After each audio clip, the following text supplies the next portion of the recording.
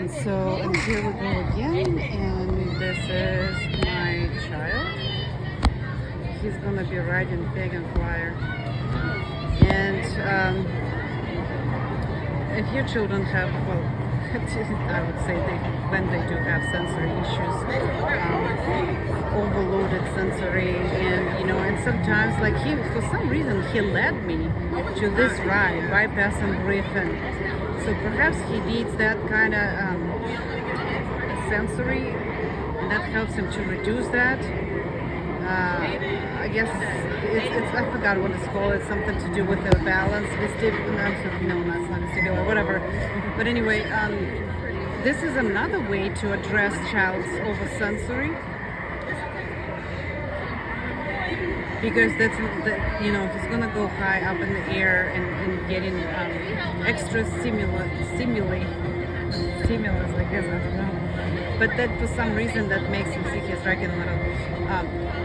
It makes him feel better for some reason. And if he wants to ride it 3 times, this is the second round, he's gonna ride this 3 times. But this is partially these rides, roller coasters.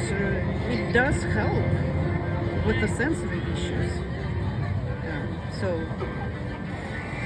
it's important to give them sometimes what they cannot even ask for, but you may want to try the swing, a little swing, and then take them to the park and see if they get engaged, if they like it, if they feel bad after that. Every little thing is based on observation of your own child. So this is where we are. He just gets like a pig and flyer therapy, and this is for sensory. So mechanical approach again is when I try to give them extra support through massage to reduce that rocking. It's not, again, it's behavior, all right, visible, but it's because of sensory disorder. And then you can also experiment with rides. Autistic children love water, and they love these crazy roller coasters. Makes them feel better for some reason. So we'll see. I may just have to end up day here like 50 times around. I don't know. We'll see.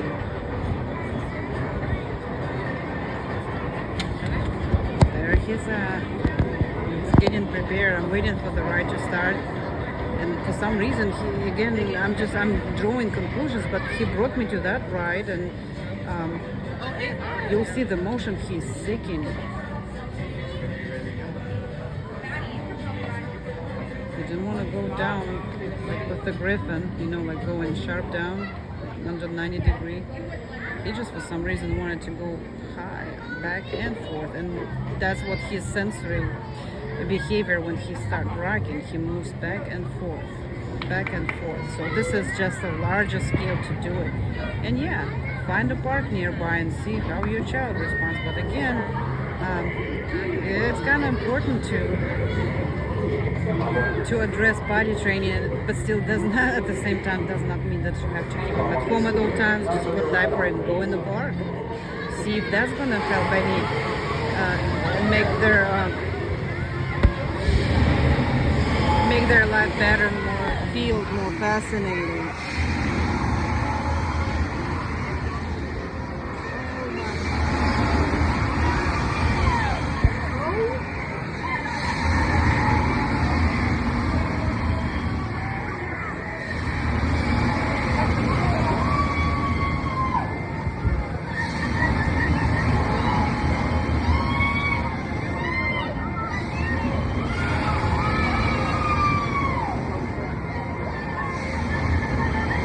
And yes, by the way, I did prompt him because he was just standing uninvolved watching.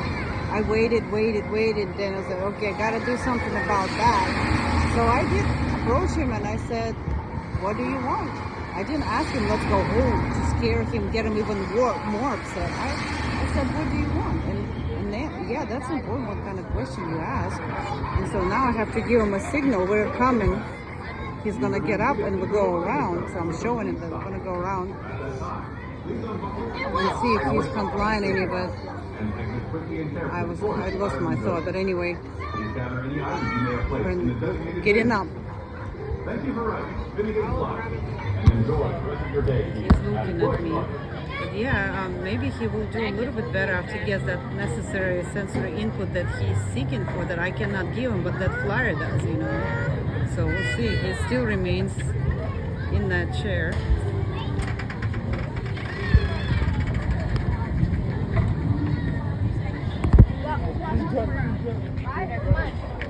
Let's go around. You want to ride this again?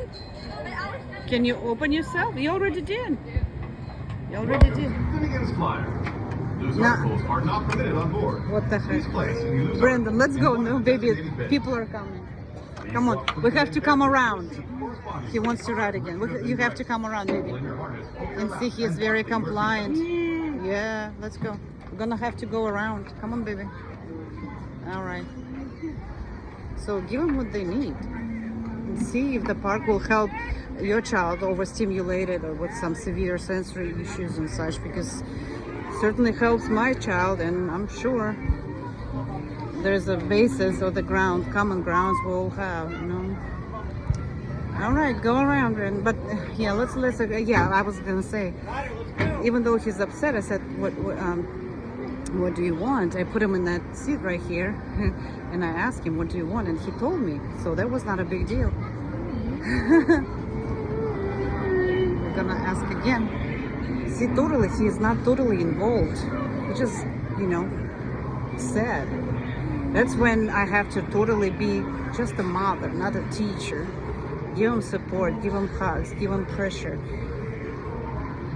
And I just cannot get over it, so I may want to ask him, Brendan, is there anything you want? Huh?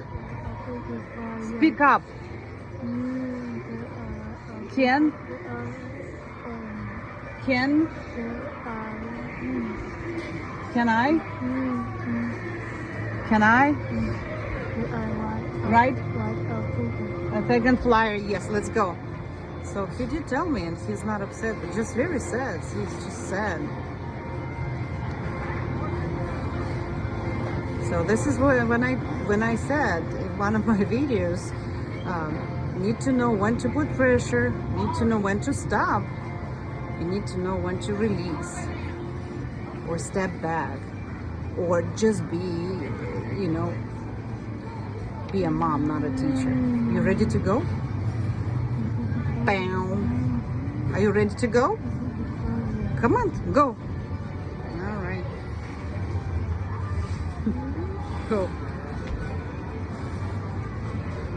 Okay. That will be 3 times 3. Hopefully last time, we'll see. But I just don't want him to get sad.